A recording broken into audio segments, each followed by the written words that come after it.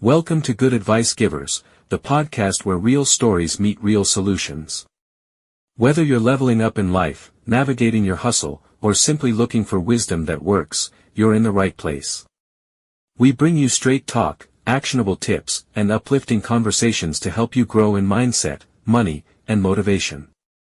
Don't just listen, tune in weekly, download your favorite episodes, and if you love what you hear, donate to support the mission. Your support helps us keep sharing the good advice that changes lives. We're building a community of thinkers, doers, dreamers, and believers, and we want you in it. From interviews with entrepreneurs and creatives to personal reflections on real-world challenges, every episode is packed with practical value. Ready to grow with us? Let's get into it. You know that moment, something big happens, or, well, maybe might be happening, and you just get that urge, Grab your phone, type it straight into the search bar. We all do it. Absolutely. It's basically our reflex now for understanding what's going on. What does it all mean? Well, today we're diving into a topic that clearly sparked a lot of that exact kind of curiosity. The passing of Pope Francis in 2025. Yeah. And just the wave of questions that follow an event like that. So momentous. Exactly. And we're trying to look, a bit deeper than just the headlines, aren't we? We've got the news article, sure, the formal story. Right. Maybe even more interesting, we've looked at the raw stuff, the unfiltered questions people were actually typing online. Yeah, those search queries, things like, next pope or conclave.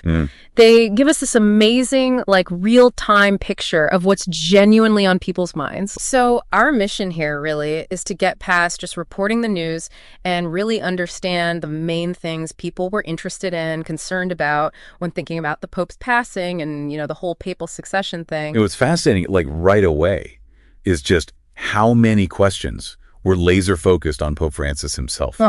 Really direct stuff. Like what specifically jumped out at you? Well, the most common ones were incredibly blunt. Pope Francis' death.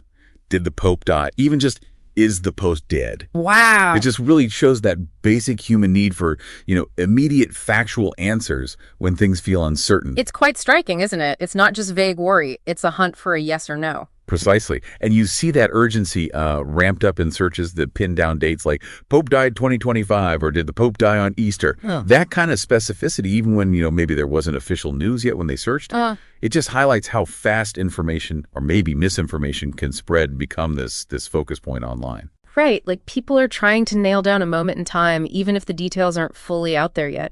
And it wasn't just the immediate life or death question, was it? Health concerns were popping up too. Oh, yeah, definitely. Searches for Pope Francis' health were pretty common. And we even saw specific terms like pneumonia showing up. Now, obviously, it's crucial to say a search term isn't a diagnosis. No, of course not. But it absolutely reflects worries that were floating around or maybe rumors people were trying to check out. So, okay, we can't take those as medical fact, but they point to a specific area people were worried about. And really underneath it all, just the sheer number of, is Pope Francis still alive? Searches. Yeah. It just hammers home that central question, driving so much of that initial curiosity. And it wasn't just about the present moment either. There was also a noticeable interest in the timeline of events. Even hypothetical ones. What kind of timing questions were you seeing? A lot of, when did Pope Francis die? Whoa. What time did the Pope die?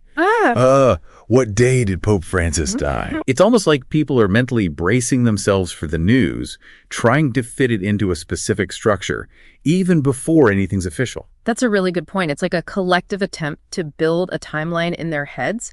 And that focus on when also stretched to his time in office, didn't it? Exactly. Searches like, how long was Pope Francis Pope? And when did Pope Francis become Pope? They suggest people want to place his papacy in context, understand how long it lasted in the bigger picture, maybe as a way to grasp the weight of potential change. Right, to sort of frame his time as Pope as we think about what comes next. But the searching definitely didn't end with just questions about Pope Francis. There was a very clear, very quick shift towards the future. Oh, absolutely. The focus snapped pretty fast to who might succeed him. The searches really showed that anticipation, didn't they? I mean, phrases like who will be the next pope, new pope, who's the new pope, they were everywhere. And then even more specific ones like who will be the next pope after Pope Francis and who will succeed Pope Francis? That succession question was obviously huge. It's a remarkably fast pivot, isn't it? From worrying about the current pope to intense guesswork about his successor. Yeah. And tied right into that is how often the word conclave popped up in searches. Conclave. Okay. For anyone listening who might not be totally sure, can you give us a quick rundown? What is that? Sure. So the conclave is the traditional and very secret meeting of the College of Cardinals. Got it. They get together specifically to elect a new pope. It's this ancient ritual, super strict rules about secrecy and, the famous white smoke signaling they've picked someone. Why the white smoke? It all creates this moment of intense global focus. Okay. So not just some casual vote, it's a specific historical process. And people were also digging into the timing of this conclave too, right? Absolutely. Tons of queries like, when will the next pope be elected? When will the conclave begin? When does the conclave start? And even, how long does it take to elect a new pope? This shows people get that picking a new pope isn't instant. It follows a set procedure, and there's usually an expected time frame. So there's definitely an awareness of a process, a timeline involved, and then naturally the speculation kicks in. Who are the likely candidates? Exactly. The guessing game begins. Looking at the search data, we saw several names popping up a lot. Luis Antonio Tecolo, sometimes spelled Cardinal Tagle. Okay. Cardinal Dolan, Cardinal Kevin Farrell, Cardinal Sarah Pietro Parolin. Sometimes that came up as Cardinal Petro Parolin. Interesting variations. Yeah, and Timothy Dolan, sometimes just Timothy Dolan. Right, these are definitely names you hear often in discussions about potential successors, the papabili, as they sometimes call them. The popables. Exactly. It's that informal term for cardinals, seen as potential candidates. The fact these names show up so much in searches probably just reflects the media coverage and expert opinions people are seeing. And it wasn't only specific names. There were also broader searches showing just a general interest in the whole field of potential candidates. What kind of broader searches did you see? Phrases like next pope candidates, who is likely to be the next pope, candidates for next pope, and even just who will replace Pope Francis. Right. It suggests people are trying to get a handle on who's in the running, what the overall landscape looks like. It really does feel like this global guessing game, trying to predict the next leader for the Catholic Church. We even saw searches like next pope odds, like people are trying to handicap the race. Well, that's a natural human thing, isn't it? Trying to predict big outcomes. It's true. And those perceived odds, they often reflect a mix of things, someone standing in the church hierarchy, their perceived influence, that sort of thing. Now, you mentioned context earlier, and it's interesting how we also saw searches looking back at previous popes. Yes, that historical angle is quite telling. We saw searches for Pope John Paul II and Pope Benedict XVI, his immediate predecessors, and specifically questions about Pope Benedict's death, like when did Pope Benedict die? Yeah, and simpler ones too, like who was the pope before Pope Francis? Even the phrase the two popes, which, could be about the movie. Right, the film. Just that time when both Benedict and Francis were alive. These look-back searches, they suggest people are trying to place Pope Francis within the longer story of the papacy. Exactly. It's like trying to understand his time in relation to recent history, maybe draw comparisons with the popes before him. Yeah. It gives a framework for understanding his papacy, maybe even for thinking about what qualities might be looked for next. And it's not just past popes. There were also searches digging into Pope Francis's own personal background. Oh, yeah. Like what kind of details were people looking for? His birth name, Jorge Mario Bergoglio, came up a lot. Along with Argentina and Buenos Aires, where he's from. And the term Jesuit also appeared quite frequently. These context searches are pretty key to understanding the person behind the title.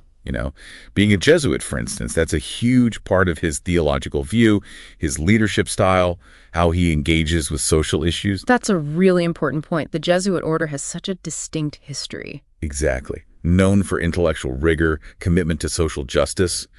It definitely informs his approach. Yeah, his background clearly shaped his papacy.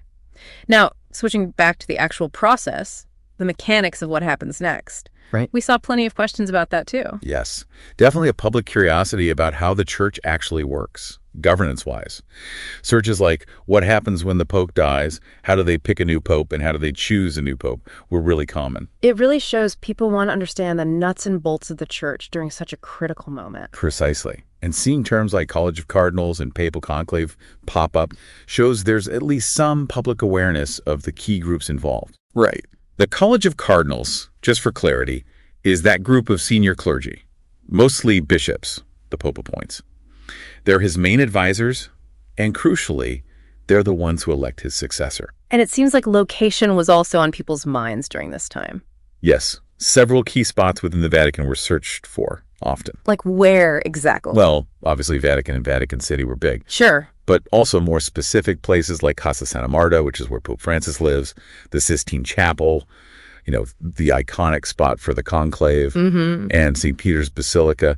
These places are just so central to the church administration, worship, history, so it makes total sense they'd feature heavily in searches during a potential transition. They're the physical heart of it all. And maybe unsurprisingly, news outlets played a massive role. Oh, absolutely. The searches were just loaded with references to all sorts of news organizations. We saw the generic stuff like news and breaking news, right? Yeah. But also very specific outlets, CNN, Vatican News, ABC, BBC, National Catholic Register, Reuters, AP, Fox News, CBS, New York Times, NYT too. Yeah, Newsmax, EWTN, Yahoo, lots of them. NBC, Associated Press. Just a huge list. And then direct searches, too, like Pope Francis News and even Papa Francisco News. That sheer volume and the variety of news sources mentioned just underlines the huge global interest. Totally. People rely heavily on the media for updates about his health and any potential change. It also maybe suggests people are looking for different angles, comparing sources. Yeah, casting a wide net to stay informed. Now, some of the related names and topics that surfaced were pretty interesting, too. Oh, yeah. Like what? Well, we saw searches like J.D. Vance meets Pope. And then questions spinning off that, like, is J.D. Vance Catholic? It kind of shows how events involving the Pope can cross over into, wider political chat, sparking curiosity about connections between public figures and the church. Yeah, that makes sense. Encounters between the Pope and political figures often get a lot of attention. It highlights his role on the world stage beyond just religion. And then there was that really fascinating search term, the last Pope. We'll be back after a quick break. Hey there. Welcome to Good Advice Giver. First, we want to start by saying a massive thank you for tuning in today. Whether you're a long-time listener or you're joining us for the first time, we're truly grateful to have you here. We know you've got a lot of options when it comes to podcasts, so the fact that you're spending your time with us means the world. So thank you. That's right. We're excited to have you with us because here on Good Advice Giver, we cover just about everything. Whether you're interested in sports, relationships, sex, money, finances, business, digital marketing, music, education, movies, comedy, or something else entirely, we've got it all. No topic is off limits here, and we dive deep into real, meaningful conversations that matter. We've also got a mix of male and female hosts, so you're always getting a well-rounded perspective on every topic we cover, from business strategies to personal development. From car shopping to digital products like affiliate marketing, we bring a little bit of everything to the table. Our goal is to offer advice, insights, and some laughs along the way to make sure you feel welcome and engaged, no matter what brought you here. And it doesn't stop there. We're not just about giving great advice, we're about action. On this podcast, we even sell products and services we believe in, from affiliate marketing opportunities to cars and more. So whether you're looking to boost your business or find practical ways to improve your everyday life, you're in the right place. As always, we want you to stay connected with us. Be sure to download this episode so you can listen anytime, anywhere, whether you're commuting, working out, or just relaxing. And while you're at it, follow us on social media. We're on Instagram, Facebook, Twitter, you name it. That's the best way to stay in the loop for upcoming episodes, behind-the-scenes content, and even giveaways. And don't forget to subscribe to our YouTube channel. We're posting extra content there, including video podcasts and deep dive discussions you won't want to miss. Be sure to like, comment, and subscribe, and let us know what topics you want to hear more about. Lastly, Check out the link below in the description for exclusive offers, resources, and more ways to connect with us. We're here for you, and we can't wait to bring you more valuable content. Thanks again for tuning in to Good Advice Giver. Let's get started. The last pope. Yeah, that likely taps into all sorts of prophecies, maybe more esoteric stuff. Right. Reflecting a more, let's say, unconventional kind of curiosity about the papacy. Connecting to those old prophecies and ideas. We also saw a lot of searches that felt more personal about Pope Francis himself. What kind of personal things were people looking up? Things like Pope Francis quotes, his teachings, his age, Pope Francis' age, even Pope Francis' net worth, which always seems like a slightly odd one in this context, but it pops up. Also searches about his recent activities, Pope Francis' last appearance, his final words, Pope Francis' last words, and even the pretty somber question, where will Pope Francis be buried? Those personal searches, they just show a natural human interest in the person holding such a massive role. People are curious about his life, his ideas, and yes, the details around his eventual passing, including those traditions like papal burial. And finally, we also saw those broader general terms like just popes, pope history, and Catholic Church showing a kind of baseline interest in the whole institution. Right. And then loads of very direct, almost informal searches like pope dead, pope dies, pope passed away. Plus, actually, a surprising number of typos and variations on his name, like Pope Francos, Pope Fernassus, all sorts. Yeah, that huge range of searches, from the very formal to the super casual, the specific to the general. It really highlights two things, doesn't it? What's that? One, the enduring global fascination with the papacy as an institution. Yeah. And two, that very immediate, almost urgent need for up-to-the-minute info during a time of potential change. Okay, so pulling this all together, after digging through all these searches in the news context, what are the main takeaways? What does it all tell us? I think you can boil it down to a few key areas of intense public focus. First, there's that very immediate direct concern about Pope Francis' status. The basic question, is he still alive? Right, the fundamental question. Second, if a transition is happening, there's a huge focus on the timing. When did it happen? Or when might it? Third, a clear curiosity about the process, or the complex, maybe slightly mysterious process of picking a new pope, especially the conclave. And finally, maybe the most visible thing is just widespread speculation about who's next, who are the front runners. So immediate status, timing, the selection process, and potential successors. Exactly. These search patterns, they really give us this fascinating, unfiltered peek into the global consciousness around such a key figure and, such a historically huge institution. Yeah. It shows this mix, people wanting clear, fast information, but also being aware of and curious about these long-established procedures. And, of course, that very human habit of looking ahead and wondering what's coming. It really is a snapshot of a world watching, waiting, and wondering, isn't it?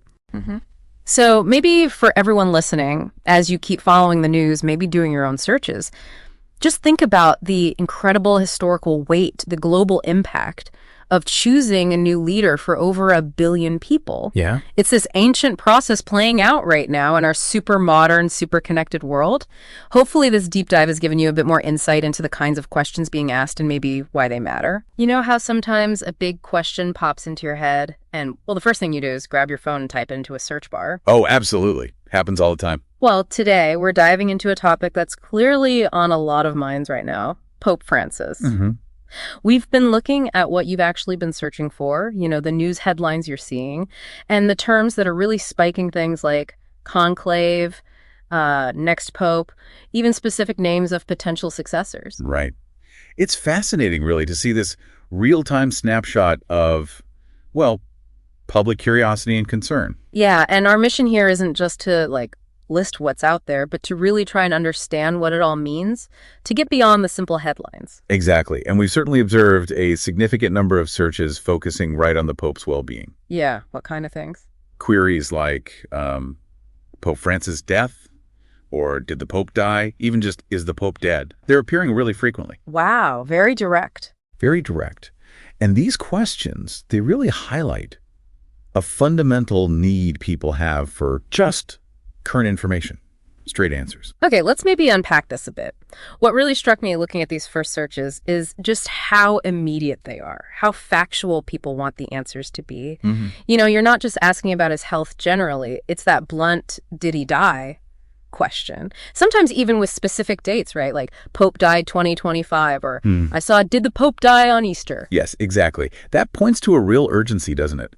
A desire to know the situation now. Definitely. And this immediacy, it suggests people are looking for definitive answers, probably in what feels like a really fast-moving news cycle. And we're seeing health concerns too, right? Not just the life or death question. That's right. Related health concerns are surfacing.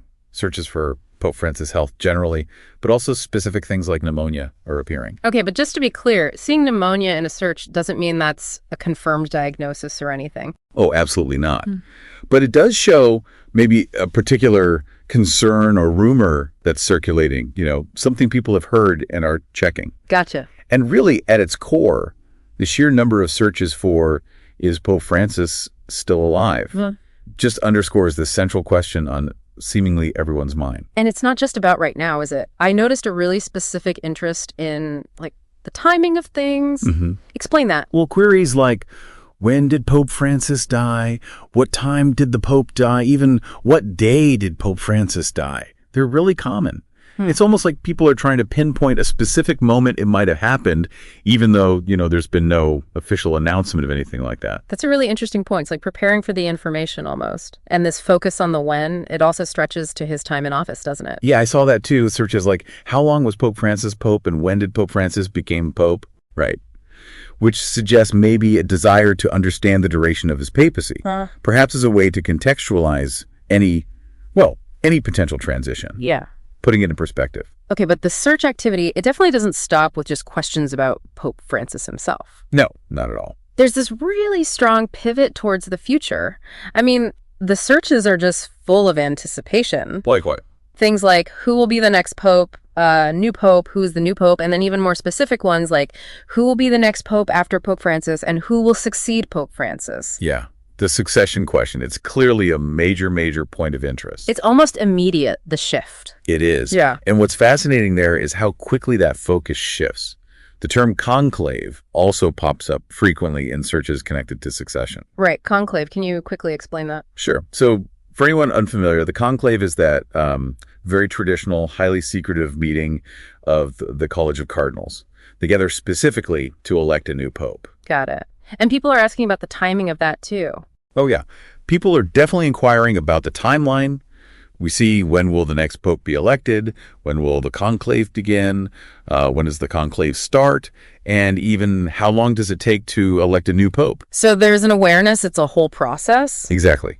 It shows an understanding that this isn't just random. It's a structured process. Yeah. And it has a kind of expected duration, more or less. And then, of course, the speculation starts. Who's it going to be? Right. The guessing game. Your searches, our searches, they're bringing up quite a few names. Things like Luis Antonio Tagle, Cardinal Dolan, Cardinal Kevin Farrell, Cardinal Sarah. Harvard Sarah, yeah. Cardinal Tagle, Timothy Dolan, Cardinal Pietro Parolin. Lots of variations on those names. Those are indeed names that often circulate in these kinds of discussions about potential successors. The Papabili, as they're sometimes called. Right. The fact that they're appearing so much in searches probably reflects the media coverage people are seeing, expert opinions they've read or heard. And it's not just names, right? There are broader searches too. Yeah, we also see things like next pope candidates, or who is likely to be the next pope, or candidates for next pope. It shows a general interest in just who's in the running. What's the field look like? It really is like a global guessing game. I mean, we're even seeing searches like next pope odds, who will replace Pope Francis. It suggests people are trying to figure out who the front runners might be. Well, that's probably a natural human thing, isn't it? Yeah. Trying to predict the outcome of really big, significant events. True. And these odds, they often reflect a mix of things, perceived influence, maybe. Yeah. The standing of these individuals within the church hierarchy, things like that. Now, it's interesting you mentioned context before, because there's also a bit of looking back happening in the searches. Ah, okay. How so? We're seeing searches for Pope John Paul II and Pope Benedict XVI. Right, his predecessors. Yeah, and specifically queries about Pope Benedict's death too. When did Pope Benedict die, for instance? There's also the simple, who was the Pope before Pope Francis, and even the phrase, the two popes. Right, which could refer to the movie or the actual situation for a while there. Could be either. But it suggests people are trying to place Pope Francis within a kind of historical timeline, you know? Yes, I think if we connect this to the bigger picture, these searches really show an effort to understand the current papacy in relation to recent history. Remembering his predecessors, it gives a framework maybe for understanding Pope Francis's own time as Pope.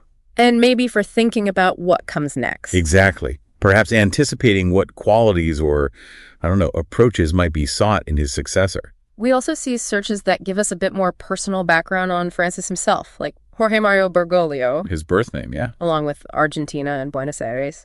And the term Jesuit comes up quite a bit. Mm-hmm. And these contextual searches, they're really key to understanding the man, behind the title. How so? The Jesuit part. Well, his identity as a Jesuit, for example, that's seen as a really significant aspect of his approach to theology, to leadership, to social issues. Yeah. The Jesuit order has this long, distinct history within the church. They're often known for a focus on intellectual rigor, but also social justice. Okay, interesting. Now, getting back to the mechanics of it all, the what happens next part. Right. People are asking, what happens when the Pope dies? And how do they pick a new pope? Or how do they choose a new pope? Yeah. There's clearly a desire there to understand the actual process. This raises an important point, I think, about the level of public understanding or maybe curiosity about how the church is governed. Mm-hmm. The search terms, College of Cardinals and Papal Conclave showing up, that indicates at least some awareness of the key institutions involved. Right, the College of Cardinals. Who are they exactly? So they're essentially a body of senior clergy, mostly bishops, who are appointed by the Pope.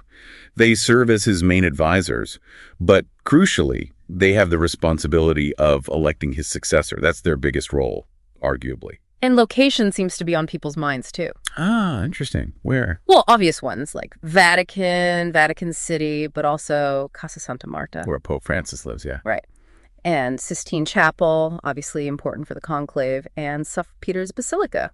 Makes sense. Those locations are just central to the Catholic Church, aren't they? They're the hubs of administration, worship, history, everything. So their prominence in searches makes sense. Absolutely.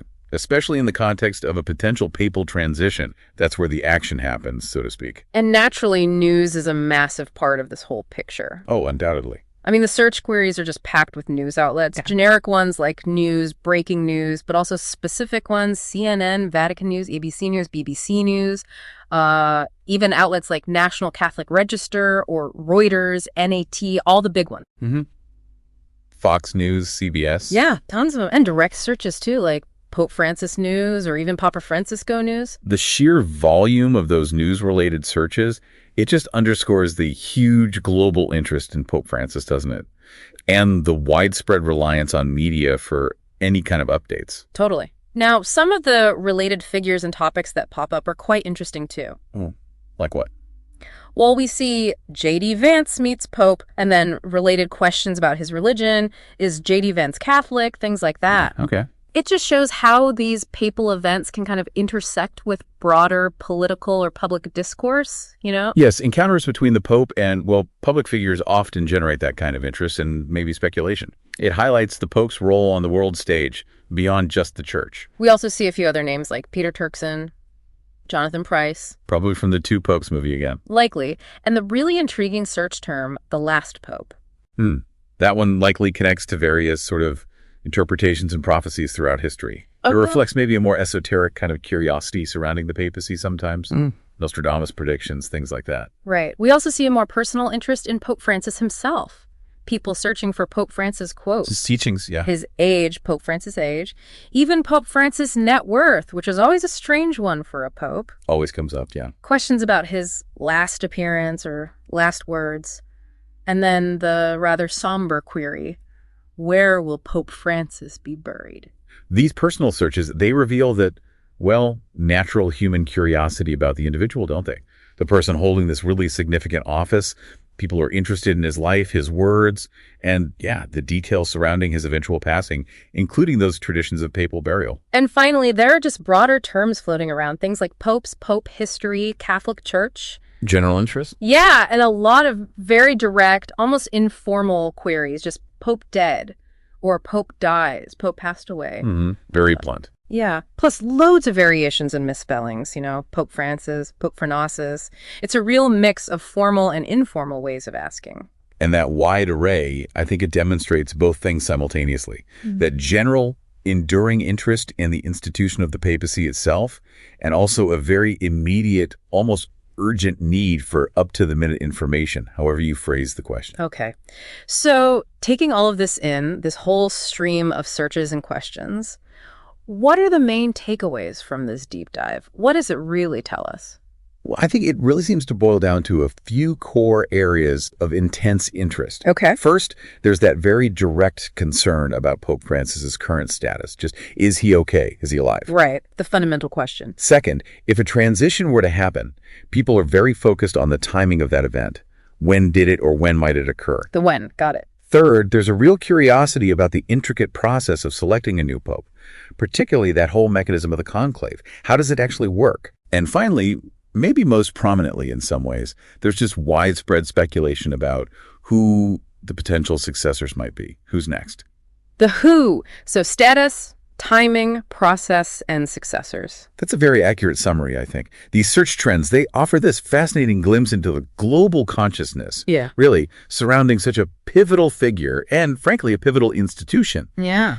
It reveals, I think, a desire for clear information, definitely an awareness or at least curiosity about the established procedures, and just that natural human interest in what the future might hold for the Catholic Church. It truly is a snapshot of a world watching and waiting and wondering. So maybe a final thought for everyone listening. As you continue to see headlines or maybe even type more questions into that search bar yourself, perhaps consider the immense historical weight, and the worldwide implications of selecting a new leader for over 1 billion people. It's huge. It's this ancient process unfolding right here in our very modern, very connected world.